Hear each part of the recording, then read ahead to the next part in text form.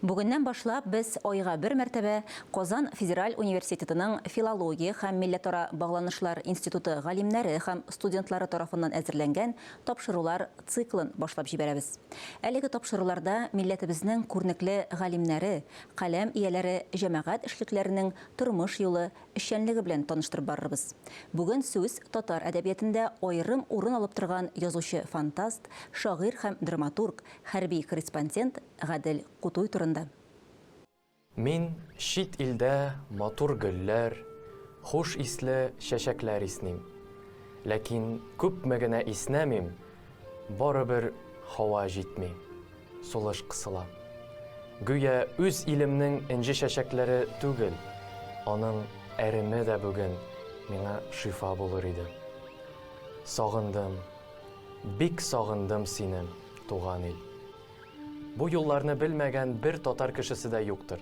Батыр татар солдатының ватанга мәхәббәте күңелнең иң нечкә кылларын кузгата. Нәсернең авторы Гадел Кутуй. Быел киң җәмәгатьчелек Гадел Кутуйның 120 еллыгын билгеләп үтә. Кем ул Гадел Кутуй? Милли әдәбиятыбыз тарихында нинди урын алып тора?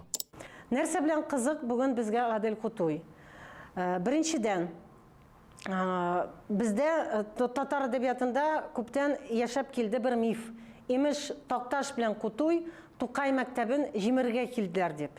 Әмма ләкин аларның замандашы Нақый Сәмбәт үзенең хатирәләрендә раслап чыкты, юк, Такташ белән Кутуй алар икесе дә Тукай мәктәбе вәкилләре һәм алар Тукайның реформаларын яңа юлга алып чыктылар. Һәм алар безнең телебезне урам теленә якын итеп, массалар теленә якын итеп шигырьләр төзи башладылар.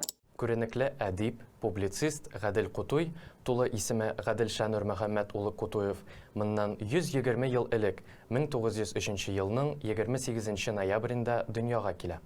Туган авылы хәзерге Пенза өлкәсе Кузнецк районы Татар Кынадысы авылы. Самарада укыган вакытта әдәби түгәрәккә йөри һәм әдәби иҗат белән кызыксынып китә. Пьесалар яза башлый. Рус телендә белем алганлыктан беренче шигырьләрен рус телендә яза. Казанга 19 яшьлек вакытта килә. Политехника институтын ташлап, Шәрык педагогика институтына керә.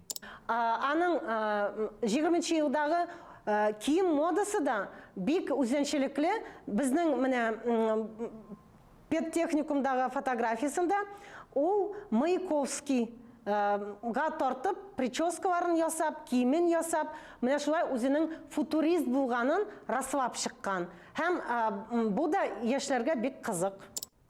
Татар милли әдәбиятына яшь әдип футурист буларак килеп керә.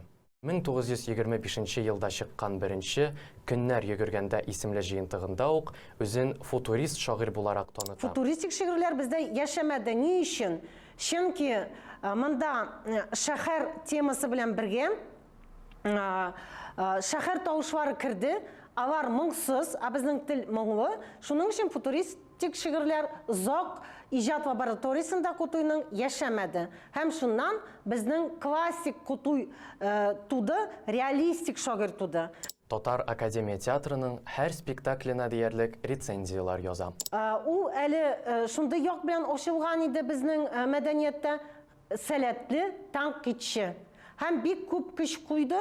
Сугыш алдыннан радио тапшыруларында редактор булып эшләп, яңа темалар кертте. Шушы елларда бер төркем яшьләр белән берлектә әдип махсус оештырылган җидегәнчеләр оешмасында контрреволюцион эш алып баруда гаепләнеп кулга алынса да, гаепләре булмау сәбәпле аклана. Әмма кара сакалы гомере буе артыннан калмый. 30 елларда Гадел Кутуй хикәяләр, пьесалар, поэма яза. 35 елда тапшырылмаган хатлар повесте дөнья күрә. Тиз арада популярлык казанган әсәр 15 телгә тәрҗемә ителә. 60 елда Татар опера һәм балет театрында шул исемдәге операда куела. Музыкасының композиторы Җәүдәт Фәйзи. 1961 елда повесть нигезендә Габдрахман Минский язган пьеса буенча спектакль уйнала. 2016 елда бу повесть буенча тулы метражлы нәфис фильм эшләнә.